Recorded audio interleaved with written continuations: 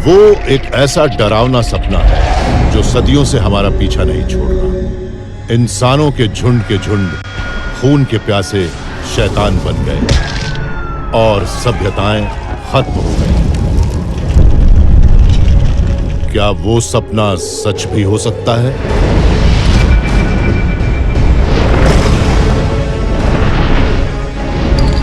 Scientists ने ऐसे parasites का पता लगाया है जो जीते जागते जीवों को जिंदा लाश में बदल देते हैं। हर साल नए नए खतरनाक पैथोजेंस हमारे ऊपर हमला कर रहे हैं। न्यूरो साइंटिस्ट्स वो तरीके ढूंढ रहे हैं जिनसे हम अपनी सोच बदल सकें। क्या वो दिन भी आएगा जब हम अपने शरीर और आत्मा पर अपना कंट्रोल खो देंगे? क्या ज़ॉम्बी एपोकैलिप्स की बात सच हो सकती है? काफी पहले मैंने अपने दोस्तों के साथ एक फिल्म देखी थी जिसने हमारी रातों की नींद उड़ा दी थी, द ममी। उस फिल्म में जादू के जोर से एक लाश फिर से हमारी दुनिया में लौट आई थी। क्या ऐसे माइंडलेस शैतान कभी हमारी दुनिया में सचमुच होंगे? डेविड ह्यूज एक एंटोमोलॉजिस्ट है। ये काफी लंबे समय से उस साइंस की डार्क साइड से जुड़े हुए हैं। जब मैं काफी छोटा था तब फंगस से मेरा बड़ा ही करीबी रिश्ता था। पहले तो हमें पता ही नहीं था कि वो क्या है, मगर वक्त के साथ वो फंगस बढ़ी और कुछ ही महीनों के बाद मेरी खोपड़ी पर से आधे बाल गायब हो गए। डेविड तो बच गए, मगर वो फंगस कुदरत की सबसे खतरनाक जीव नहीं थी। कुछ फंगस तो ऐसी होती हैं जो अपने होस्ट के शरीर को गला देती हैं और उसके दिमाग पर कब्जा कर लेती हैं। वो आमतौर पर जिंदा होस्ट पर ही पलती हैं और अपने अंदर से ऐसे ऐसे खतरनाक केमिकल निकालती हैं जो उस जिंदा होस्ट को मार डालते हैं और उनके टिश्यू को तोड़ डालते हैं। उसके बाद फंगाई उसे ही खाती है और उस जिंदा होस्ट के अंदर ही लगातार बढ़ती जाती है। ये फंगस सिर्फ शरीर पर ही कब्जा नहीं जमाती, बल्कि दिमाग भी अपने कब्जे में कर लेती है और उससे अपना मनचाहा काम करवाती है। डेविड उस फंगस के एक्सपर्ट हैं जो अपने विक्टिम्स को जिंदा लाश बना देती है, या ये भी कह सकते हैं कि उसे रेंगती लाश बना देती है। पृथ्वी के हर जीव की तरह उस फंगस का भी एक वैज्ञानिक नाम है। उसे ओफियोकॉर्डिसेप्स यूनिलैटरालिस कहते हैं, मगर आम बोलचाल की भाषा में उसे ज़ॉम्बी और फंगाई कहते हैं। खाने की तलाश में घूमती चींटी अनजाने में ही ज़ॉम्बी फंगस का स्पोर ले लेती है। फिर वो फंगस उस चींटी के शरीर के अंदर चली जाती और अपनी आबादी बढ़ाकर चींटी के दिमाग पर हावी हो जाती है, जहां वो अपने खतरनाक माइंड कंट्रोलिंग केमिकल छोड़ती है। इसके बाद ज़ॉम्बी बन चुकी वो चींटी पत्ती के अंदर वाले हिस्से में काटती है और मर जाती है कुछ हद तक। मौत तो उस पैरासाइट के लिए नई शुरुआत है। फंगाई तो यही चाहती है कि उनके होस्ट की मौत हो जाए ताकि उनके टिश्यूज को खाकर वो बढ़ें और लगातार अपनी आबादी बढ़ाती जाए। तो अभी इस चींटी का पूरा शरीर ट्रांसफॉर्म हो चुका है, मगर ज़ॉम्बी एंड फंगस ने अभी भी उस चींटी के दिमाग पर कब्जा बना रखा है, जिसकी वजह से चींटी के जबड़े उस पत्ती में धंसे हुए हैं। इधर फंगस चींटी के दिमाग के अंदर अपनी आबादी बढ़ाते हुए तब तक दबाव बनाती रहती है जब तक वो फट नहीं जाती। उससे बाहर आता है फंगल स्टॉक, जो कि अगले शिकार पर अपना खतरनाक स्पोर स्प्रे करता है। फिर ये सिलसिला चलता रहता है। फंगल स्पोर को वो नीचे खाने की तलाश में घूम रहे जीवों पर दूर से ही लॉन्च करते हैं और इसी तरह से फंगस ने अपने होस्ट के दिमाग पर कंट्रोल करने का तरीका सीख लिया है। अपने घर के अंदर तो चींटियां हाइजीनिक होती हैं, लेकिन जब वो घर के बाहर खाना ढूंढने निकलती हैं तब उन्हें इन्फेक्शन का खतरा होता है। डेविड मानते हैं कि फंगस ने भी ये जान लिया है कि चींटियों पर तभी वार किया जाए जब वो बिल्कुल कमजोर हो। इन ज़ॉम्बी एंड फंगस से हमें कोई खतरा नहीं है। हमारा दिमाग उन चींटियों से बिल्कुल अलग होता है, लेकिन क्या वैसा ही कोई और पैथोजन हमारे दिमाग को निशाना बना सकता है? फंगाई ने तो साफ तौर पर जीवों के बिहेवियर को कंट्रोल करने की कला सीख ली है। हमारा दिमाग भी एनिमल ब्रेन होता है, तो क्या ये नहीं हो सकता कि हमारे बिहेवियर को भी कंट्रोल किया जा सके?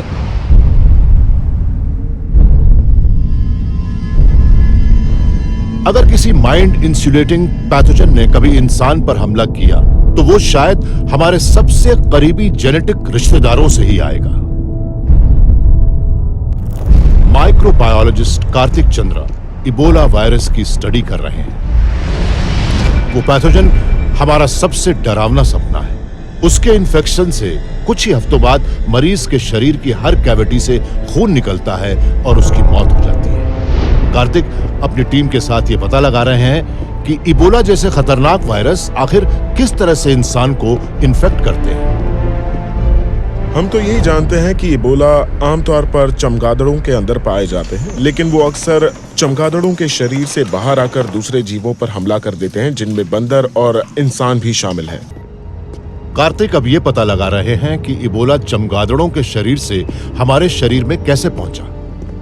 उनका मानना है कि वो भी शायद एक माइक्रोस्कोपिक बदमाश ही है। इंसान का शरीर एक बिल्डिंग की तरह है जिसमें हम अलग अलग कमरे हैं।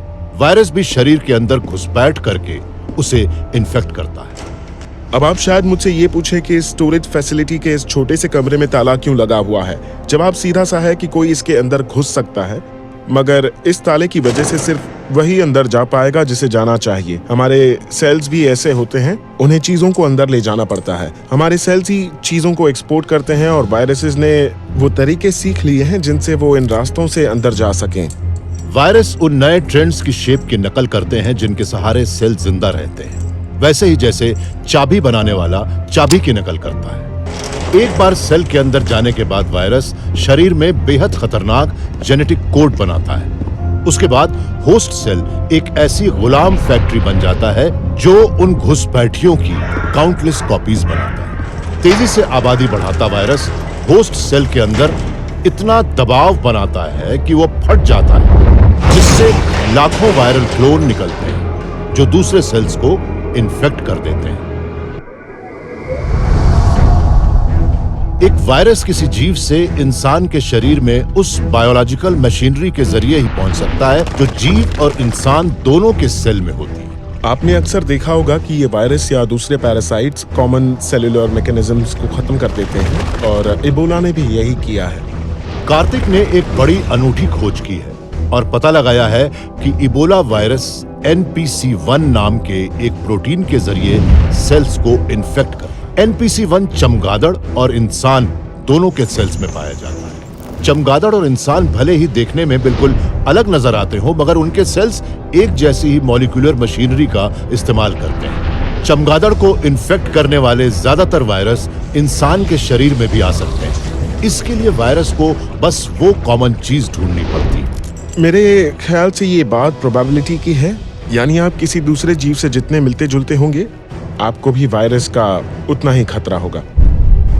एक वायरस जो इंसान को एक खतरनाक अनकॉन्शियस शैतान बना देता है, वो पहले से मौजूद है। रेबीज। जो लोग रेबीज का शिकार होते हैं वो अक्सर एक ऐसे दौर से गुजरते हैं जब वो बड़े ही वायलेंट हो जाते हैं और उनके मुंह से झाग निकलता है। वायरस के लिए तो ये वो बदलाव है जिससे वो एक इन्फेक्टेड होस्ट से बड़ी आसानी से एक अच्छे भले होस्ट तक पहुंच जाता है। रेबीज इन्फेक्शन इतनी आसानी से एक से दूसरे इंसान में नहीं फैलता, लेकिन अगर रेबीज के वायरस में इन्फ्लुएंजा के वायरस वाली खूबियां आ जाएं, तो वो बहुत तेजी से फैलने लगता है। ऐसे में इन्फेक्टेड शख्स को यही लगता है कि उसे मामूली सर्दी जुकाम है, लेकिन सच सामने आने तक काफी देर हो जाती है। फिर वो बौखला से जाते हैं।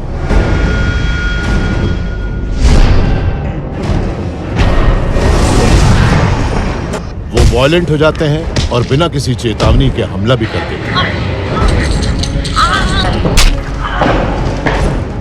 खुले जख्म भी वायरस के लिए वरदान जैसे हैं। वो उनके अंदर हवा में घूमती चीजों के सहारे आसानी से पहुंच जाते हैं। हैरानी की बात तो यह है कि हमारा चौकन्ना इम्यून सिस्टम ही इस वायरस को दावत देता है। जब कोई वायरस किसी सेल को इन्फेक्ट कर देता है, तब हमारा इम्यून रिस्पॉन्स उस सेल के अंदर नई नई मशीनें बनाता है और इस वायरस को इन्फेक्ट करने से रोकने की कोशिश करता है। मगर वायरस भी इवॉल्व होना चाहता है ताकि वो इन एंटीवायरल प्रोटीन्स में मिल सके। वायरस और होस्ट इम्यून सिस्टम के बीच कभी खत्म न होने वाली इस जंग में दोनों ही नए नए दांव चलते रहते हैं। वायरस म्यूटेट होकर कुछ बड़े ही अनोखे टैलेंट भी पैदा कर लेते हैं। कुछ म्यूटेशन के बाद तो वायरस इनविजिबल होना भी सीख लेते हैं। इसके अलावा कई बार तो वो ऐसे केमिकल टूल्स भी बना लेते हैं जो शरीर के इन्फेक्शन मॉनिटर्स को ही बंद कर देते हैं। अगर वायरस सही तरीके से म्यूटेट हो जाए तो वो एक डिकॉय की मदद से हमेशा के लिए हमारे इम्यून सिस्टम से बच निकलता है और तब एक नया वायरस बनता है जो शरीर की सारी डिफेंसेस को चकमा दे देता है। फिर उसी वायरस को चुना जाता है क्योंकि सिर्फ वही सेल्स के अंदर खुद को रेप्लिकेट कर सकता है। तब वो अचानक ही पूरी आबादी पर कब्जा जमा लेता है। फिर कुछ इस तरह से उनके सिलेक्शन का विस्फोट होता है कि उससे पूरी वायरल पॉपुलेशन का स्ट्रक्चर ही बदल जाता है।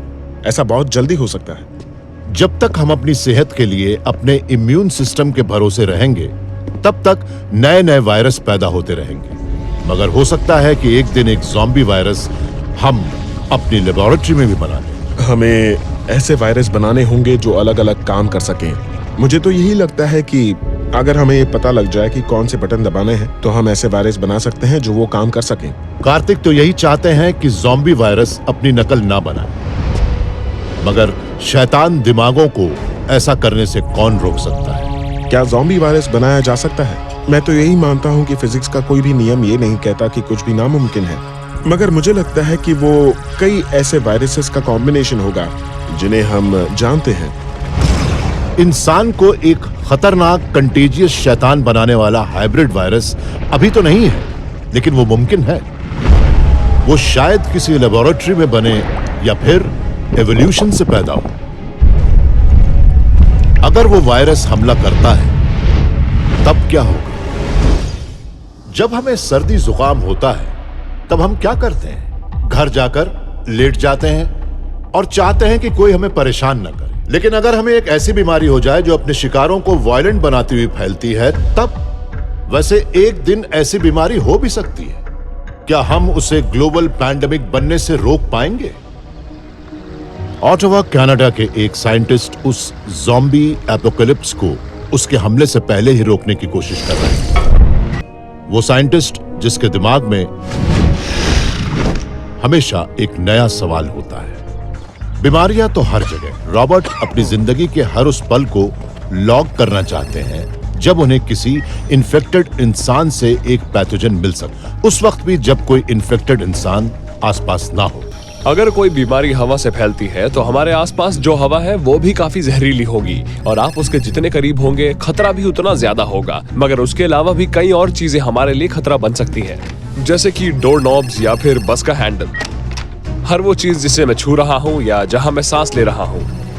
रॉबर्ट उस डेटा की मदद से वो मैथमेटिकल मॉडल बना रहे हैं जिनसे पता लग सकता है कि एक इन्फेक्शियस बीमारी कितनी तेजी से फैलती है। रॉबर्ट ने इससे उस बीमारी के इन्फेक्शन रेट का अंदाजा लगाया जो अभी नहीं है। उन्होंने उस वायरस की कल्पना की जो फ्लू के वायरस की तरह हवा में फैलता है, मगर इन्फ्लुएंजा की तरह उसका शिकार बना मरीज घर में नहीं बैठना चाहता। वो तो ज़ॉम्बी बन जाता है और गुस्से में भड़कता हुआ सड़कों पर घूमता है। अगर सचमुच एक ज़ॉम्बी वायरस आ जाता है तो मैथमेटिक्स के मुताबिक हम उसके सामने शायद ही कुछ कर पाएं। रॉबर्ट का कहना है कि अगर एक भी इंसान ज़ॉम्बी वायरस का शिकार बन जाता है तो वो इन्फेक्शन जल्दी ही एपिडेमिक बन जाएगा। जल्दी ही पूरा शहर उसका शिकार बन जाएगा। वो रिफ्यूजी भले ही भाग निकले, मगर वो अनजाने में ही अपने साथ वो बीमारी भी ले जाएंगे। हम जिस ग्लोबल सिविलाइजेशन की बात करते हैं वो कुछ ही महीनों में घुटनों पर आ जाएगी।